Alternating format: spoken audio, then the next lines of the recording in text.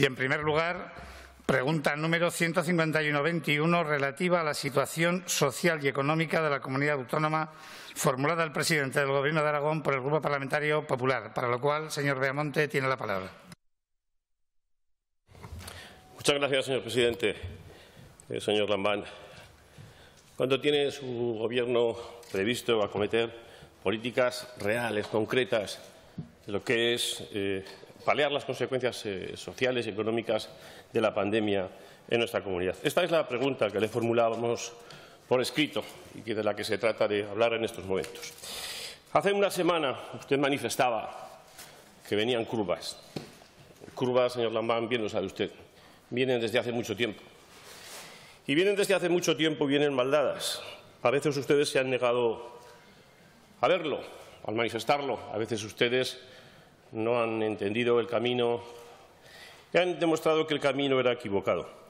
Cuando tenemos más de 85.000 personas en el paro, cuando tenemos más de 15.000 personas en el ERTE, ya veremos a ver dónde pasan con posterioridad. Cuando tenemos casi 1.400 empresas que han cerrado y muchísimas en riesgo de inviabilidad.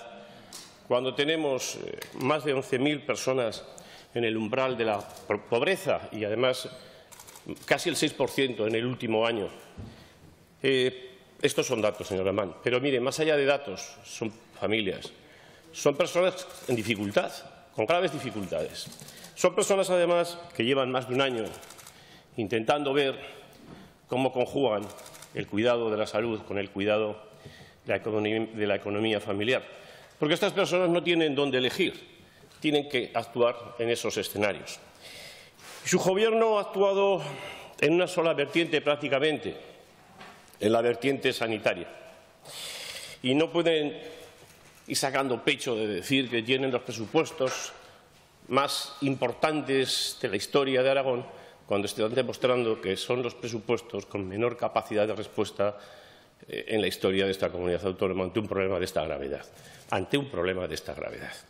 Señor Lambán, por fin usted ha reconocido estos días lo que veníamos diciéndole ya en diferentes ocasiones y que además nos acusaban de casi todo.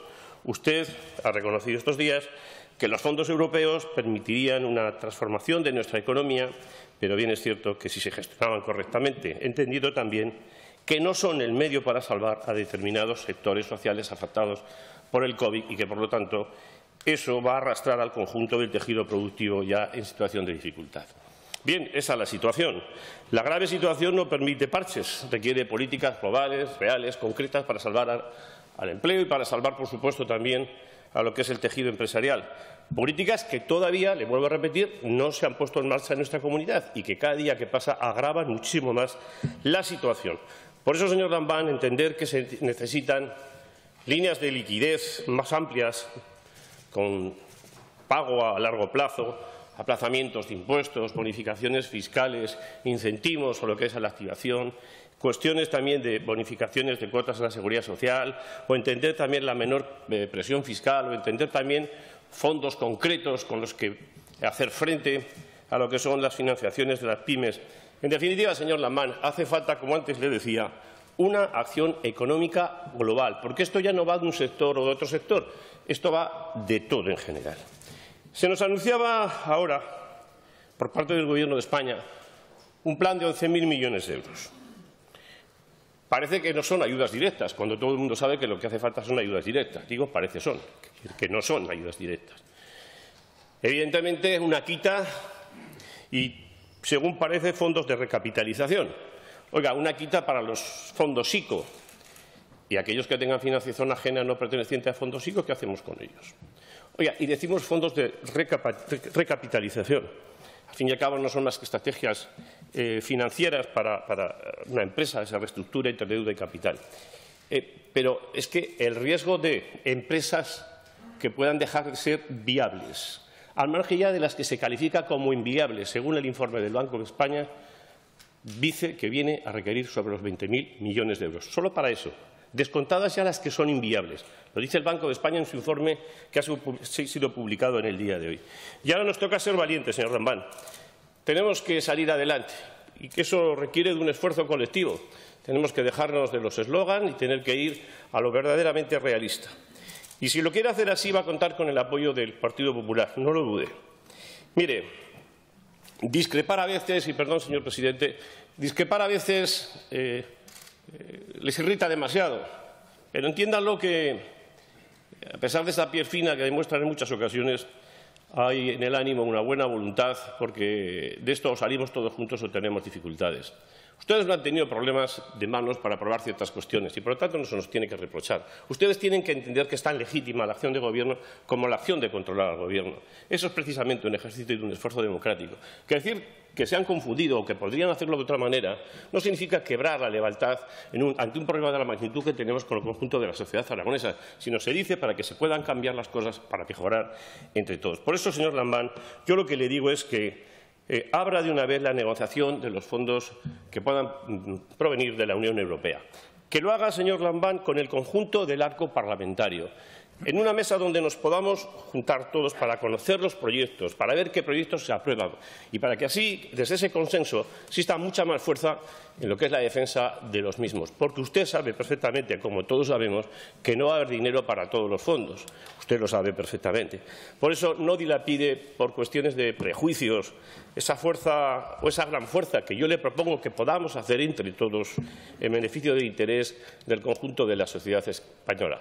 Y en beneficio también, por supuesto, en beneficio del conjunto de la sociedad aragonesa. Es una cuestión que está en su mano y que de usted depende. Por nuestra parte ya está dicho. Muchas gracias, señor presidente. Muchas gracias, señor Beamonte. Señor presidente, en un solo turno puede contestar. Gracias. Gracias, señor presidente. Señor Beamonte, de entrada agradezco su intervención y la acojo con mucha satisfacción. Desde luego no van a faltar oportunidades para sentarnos, para hablar, para intercambiar opiniones y para llegar a todos los acuerdos de los que seamos capaces, que, como se ha demostrado en los últimos meses, pueden ser muchos.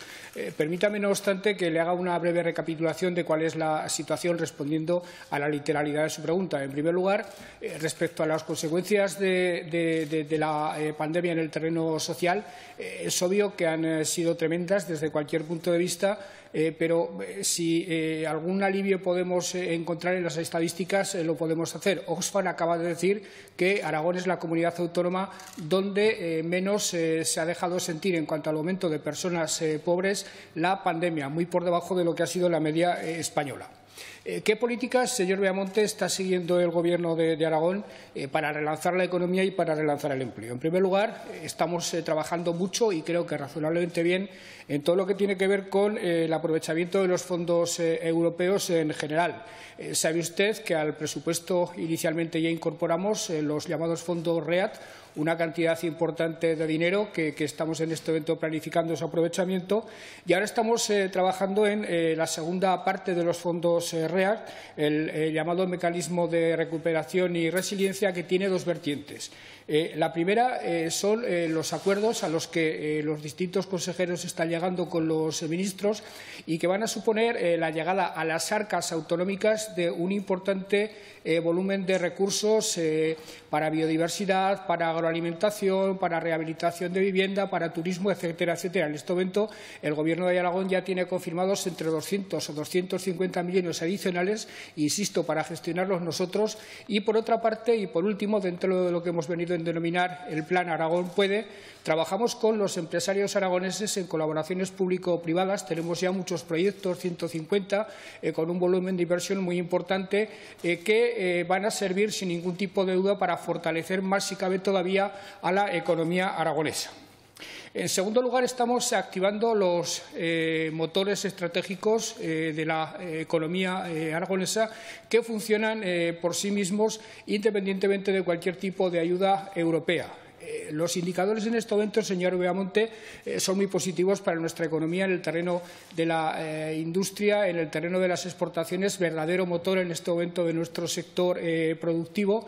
Los pronósticos del BBVA hablan de que Aragón y Navarra serán las comunidades que antes recuperarán en 2022 el PIB que teníamos en el año 2019, y las expectativas de los empresarios aragoneses son más altas que las de ninguna otra comunidad autónoma de España respecto a su futuro. Hay anuncios recientes que son muy alentadores. Por ejemplo, Certes Biotech, una empresa instalada en San Mateo de Gállego, anunciaba el otro día una inversión de 100 millones de euros para fabricar vacunas. Estamos invirtiendo en los polígonos industriales donde se están radicando las plantas de Amazon, porque aspiramos a que Aragón se convierta en un hub digital de primera magnitud. El aeropuerto de Teruel se está convirtiendo en un formidable imán de atracción de inversiones, y por dar una indicación de hasta qué punto la economía aragonesa despierta expectativas en este momento, Deloitte, que es la firma más importante del mundo en materia de asesoramiento, ha decidido incrementar el número de su personal aquí en Aragón en un 50% en 2 años, lo cual quiere decir que espera que el volumen de negocio en nuestra comunidad autónoma aumente de manera exponencial. Pero esto, evidentemente, no es suficiente. Tiene usted razón en que ahora mismo se necesita un plan de choque lo más ambicioso posible para hacer frente a los destrozos que la pandemia, para hacer frente a los destrozos que las necesarias restricciones sanitarias han causado en los eslabones más sensibles de la misma. En este sentido, le querría hacer un par de reflexiones iniciales. Lo decía usted, las medidas de los Next Generation, las medidas de los fondos europeos, no van a servir para hacer frente a esta situación. Los fondos europeos van a servir fundamentalmente para reestructurar la economía aragonesa y para adelantar procesos de modernización, de digitalización, de transición ecológica y de resiliencia que, de todas formas, se tenían que producir y que, incluso antes de la pandemia, ya muchas empresas habían comenzado. Y, en segundo lugar, hay algo que me gustaría dejar también muy claro. El hecho de que nosotros seamos los responsables de adoptar las medidas sanitarias no quiere decir en modo alguno que seamos los únicos responsables de resarcir o indemnizar a los sectores afectados por estas medidas. Yo le aseguro, señor Beamonte, no he elegido la función de tomar medidas sanitarias. El Gobierno de España decidió que lo hiciéramos las comunidades autónomas. Ahora bien, el resarcimiento de los daños, la indemnización de los daños, le corresponde a los 3 pilares del Estado: al Gobierno de España, a los gobiernos autonómicos y a los gobiernos municipales, que tienen, según el Estatuto de Autonomía de Aragón, muchas competencias en estas materias.